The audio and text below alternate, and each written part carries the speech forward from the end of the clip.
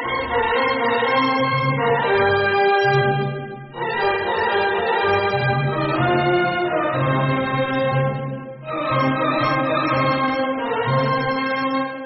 azadıq, biz müstəqilik, biz sərbəstdik. Biz heç kəsdən asılı deyilik. Biz özümüz öz taleyimizin sahibiyik.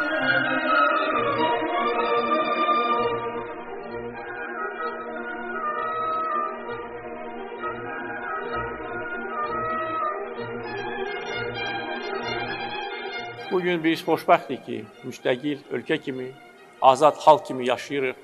Taleyimiz öz əlimizdədir və müstəqilliyimizin qorunması, möhkəmlənməsi ən vacib məsələlərdən biridir.